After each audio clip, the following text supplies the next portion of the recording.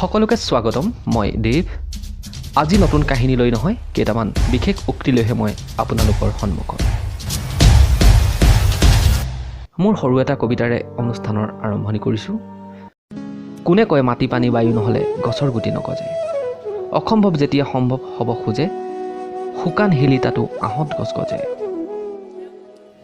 আজিৰ অনুষ্ঠানৰ সংগ্ৰাহক সম্পাদনা আৰু পাঠ দেৱস্বপ্নৰ।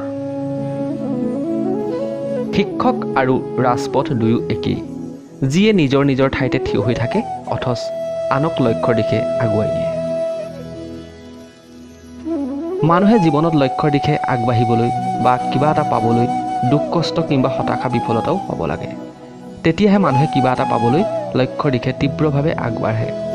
কাৰণ বাটৰুৱাই ৰ'দত কেতিয়াও নৰয়, কিন্তু গছৰ ছাঁ দেখিলেই থমকি ৰয়।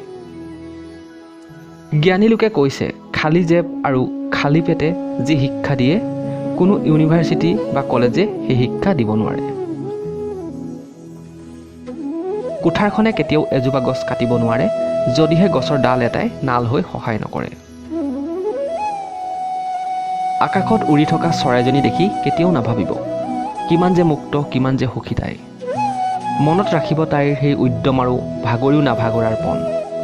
কাৰণ তাই জানে, এবাৰ উৰাৰ পাছত ভাগৰ লাগিলেও তাত জিৰাবলৈ ঠাই নাই। এবাৰ ডেউকা খোলাৰ পাছত দুপাখি জপোৱাৰ সুযোগ নাই। মানুহৰ ক্ষেত্ৰতো একেই।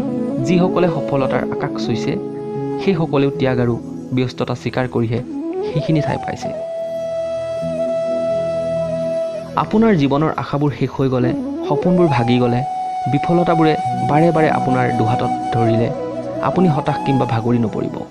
কাৰণ এটা কথা মনত ৰাখিব, গছৰ সকলো পাত সৰি লঠঙা হোৱা মানে সকলো শেষ হৈ যোৱা নুবুজায়। বৰঞ্চ এইটোহে বুজায় যে নতুন কুঁহিপাত ওলাব আৰু নতুন ধৰণেৰে সজাব। পথাৰটো নাঙলৰ ধাৰাল ফালেৰে মাটি চিৰাচিৰ কৰাৰ পাছতহে নতুন শস্য গজি উঠে বা ৰোপণ কৰে। আনকি সৰু লোহাৰৰ টুকুৰা এটাও ধাৰাল কটাৰীৰ ৰূপ পাবলৈ জ্বলন্ত উত্তাপ আৰু পচন্দ সাঁতুৰি কোব খাইহে এখন কটাৰীলৈ পৰিৱৰ্তন হয়। হতাশা আৰু বিফলতাৰ পাছতো আশাবোৰক জীয়াই ৰাখিব লাগে আৰু উদ্যমবোৰ সদায় লগত ৰাখিব লাগে। কাৰণ ঘোঁৰা দৌৰত ঘোঁৰাটোৱে নাজানে কিয় সি চাবুকৰ কোব খাইছে, কিয় সি যন্ত্ৰণা পাইছে। সি কোব আৰু যন্ত্ৰণা এইবাবে পাইছে, তাক তাৰ মালিকে জিকাব খুজিছে। কোনে জানে, আমাকো হয়তো এই দুখ যন্ত্ৰণা দি নেদেখাজনে জীৱন যুঁজত জয়ী কৰিব বিচাৰিছে। পিতৃ মাতৃৰ অনুশাসন বেয়া পোৱাসকলে এটা কথা মনত ৰখা ভাল, চিলাখন তেতিয়ালৈকেহে আকাশত সঠিকভাৱে উৰি থাকে, যেতিয়ালৈকে সৰু সূতাডাল চিলাৰ সৈতে সংযুক্ত হৈ থাকে। যেতিয়াই সূতাডাল ছিঙিব, চিলাও সৰি পৰিব। আমাৰো জীৱনত পিতৃ মাতৃৰ অনুশাসন সেই সৰু সূতাডালৰ দৰে। যেতিয়ালৈকে সেই সূতাডাল তেওঁলোকৰ হাতত থাকে, আমাৰো যাত্ৰা সঠিক হৈ থাকে। অপেক্ষা আৰু সময় আমাৰ জীৱনৰ ডাঙৰ গুৰু। কোনে কয় পানী চালনীয়ে ধৰি ৰাখিব নোৱাৰি। সময় আৰু পৰিৱেশ যেতিয়া আহে, পানীও বৰফ হৈ গোট মাৰে। তেতিয়া কেৱল চালনীয়ে নহয়, দুহাতেও খামুচিব পাৰি। প্ৰতিজন ব্যক্তিৰে মাজত প্ৰেম আৰু অহংকাৰ থাকে। যেতিয়া আপোন বা কোনোবা এজনে কিবা ভুল কৰে, তাৰ পাছতো মৰমেৰে একো নাই হৈ যায় বুলি কৈ কথা সামৰে, সেয়াই প্ৰেম। কিন্তু সেই একে ভুলৰ বাবে যেতিয়া ক্ষমা খোজাটোহে আপোনাৰ মনটোৱে বিচাৰে, সেয়াই অহংকাৰ। কাৰণ প্ৰেমে সকলোকে ক্ষমা কৰিব পাৰে, কিন্তু অহংকাৰে কেৱল ক্ষমা খোজাটোহে শুনিব বিচাৰে। জোঙা ধাৰাল গজালটোতো সাঁতুৰি কোব নাপালে কঠিন কাঠটো বাদেই কোমল কাঠতো নোসোমায়। ঠিক আমাৰ জীৱনতো ঘাত প্ৰতিঘাত কিংবা বেয়া সময় নহালৈকে আমাৰ জীৱনে সঠিক ৰাস্তা নলয়। সেইবাবে আমাৰ জীৱনত সংঘাতৰো প্ৰয়োজন হয়।